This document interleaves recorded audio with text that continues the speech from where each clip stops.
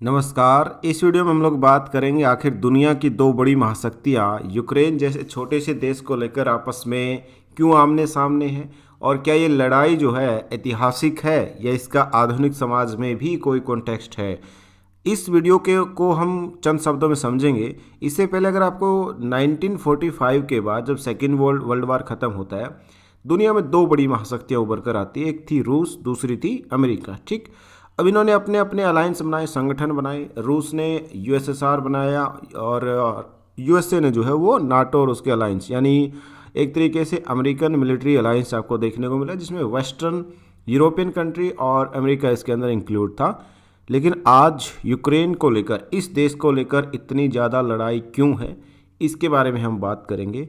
देखिए, इससे पहले यूक्रेन ने 2014 के आसपास जो है यूक्रेन का एक पार्ट जो है अपने एरिया के अंदर मिला लिया था। अब ठीक यहाँ पर ये संकट शुरू होता है। यहाँ पर अगर आप देखेंगे, यूक्रेन का जो साउथ ईस्ट पार्ट है, इसको डोनबास रीजन बोलते हैं, यहाँ पर इन्होंने 1 लाख की फोर्स खड़ी करी। ठीक है, अब अमेरिका को ये लगता है कि भाई ये प्लानिंग कर रहा कि इस कंट्री को भी अपने कंट्री के अंदर मिला लेगा। ठीक है, अब दिक्कत कैसे शुरू होती है, ये इसमें अमेरिका इतना ज़्यादा क्यों इन्वॉल्व? डेफिनेट सी बात है, अमेरिका का एक अपना कॉन्टेक्स्ट है और अमेरिका जो अपने तरीके से, चाहे आइडियोलॉजिकल हो या नाटो ग्रुप हो, या एक तरीके से अगर रशिया की प्रेजेंस इस एरिया के अंदर बढ़ती है तो इसका सीधा सीधा मतलब ये होगा कि ब्लैक सी के सीधे कॉन्टेक्ट में ये होगा। ठीक है, इसके अलावा अब रशिया ये चाहता है, रशिया को ये बोला गया कि भाई आप अपनी फोर्स यहाँ से हटाइए। और रशिया इस पूरे मामले में क्या बोलता है, रशिया का ये मानना है कि ये फोर्स हम तभी हटाएंगे, दो चीज़ें होंगी। पहला, इस एरिया के अंदर, ब्लैक सी के अंदर कोई भी मिलिट्री एक्सरसाइज नहीं होनी चाहिए, नेवल एक्सरसाइज नहीं होनी चाहिए।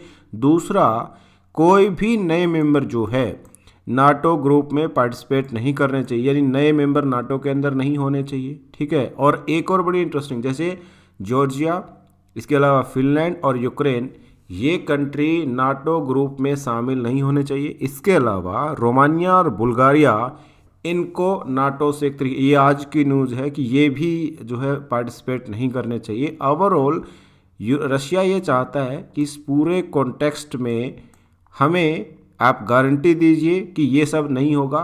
लेकिन अमेरिका अगर ये गारंटी देता है तो अमेरिका की जो पॉलिटिक्स है, अमेरिका की जो लीडरशिप है, जो दुनिया में अपने आप को सुपर पावर बोलता है, वो कहीं ना कहीं खतरे में पड़ेगी। इस कॉन्टेक्स्ट में यूक्रेन टेंशन के बीच में अमेरिका अपनी फोर्स, अपने जो डिसीजन है उनको एक तरीके से एक्सेप्ट नहीं कर सकता। हालांकि बातचीत होगी, लेकिन कई बार ये बोला जाता है कि अमेरिका रूस पर प्रतिबंध लगा देगा। रूस, अगर आप ध्यान से देखेंगे, रूस की जोग्राफिकल लोकेशन को देखिए, रूस को देखिए, रूस मिलिट्री पावर हो सकता है, डिफेंस में एक बड़ी शक्ति हो सकता है, बट अगर आप अर्थव्यवस्था की बात करेंगे तो रशिया बड़ी इकोनॉमी नहीं है।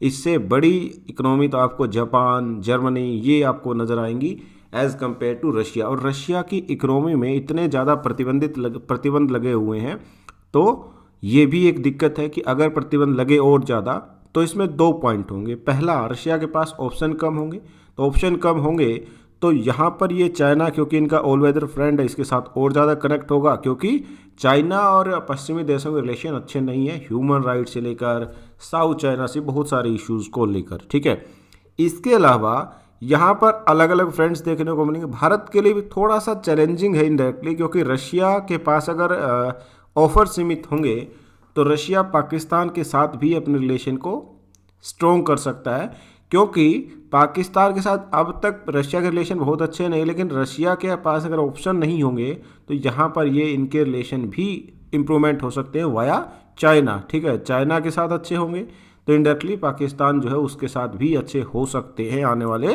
टाइम में। ये एक समस्या है। लेकिन इस पूरे कॉन्टेक्स्ट में अगर प्रतिबंध लगाया तो ये जो कंट्री आप देख रहे हैं, ये वाला यूरोपियन यूनियन की पार्ट, जो अभी स्ट्रगल कर रहे हैं किसको लेकर, गैसेस के प्राइस को लगातार बढ़ रहे हैं। ठीक है, और गैस के ऊपर काफ़ी ज़्यादा डिपेंड करते हैं रूस में।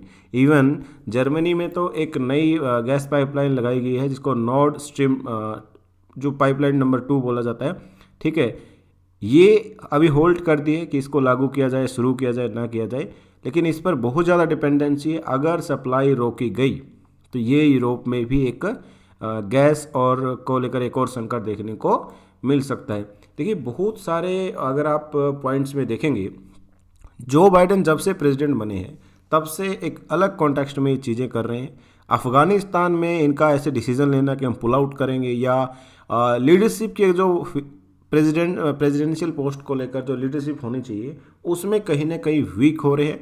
और उसका रिजल्ट है कि ये धमकियां तो देते हैं कि हम ये करेंगे वो करेंगे, बट एक्चुअल में कोई एग्जीक्यूशन नहीं होता, जिसकी वजह से ये सारी दिक्कत आपको देखने को मिलेगी संकट के टाइम पे। ठीक है, वैसे तो ये टॉपिक बहुत लंबा चौड़ा है, जिस पर आप 2 घंटे भी बात करें तो कम होगा, लेकिन अब इस चीज़ को लेकर जो मेन क्रक्स है कि मामला क्या है, ये एक साधारण से शब्दों में कुछ इंपॉर्टेंट बातों के साथ हम ख़त्म करेंगे। तो इस तरह के टॉपिक्स आपको अच्छे लगे तो ज़रूर आप नीचे कमेंट करना, और आने वाले टाइम में हम एक सीरीज़ लेकर आएंगे जिसमें पर्टिकुलर टॉपिक को हम डिस्कस करेंगे डिटेल में। धन्यवाद, जय हिंद।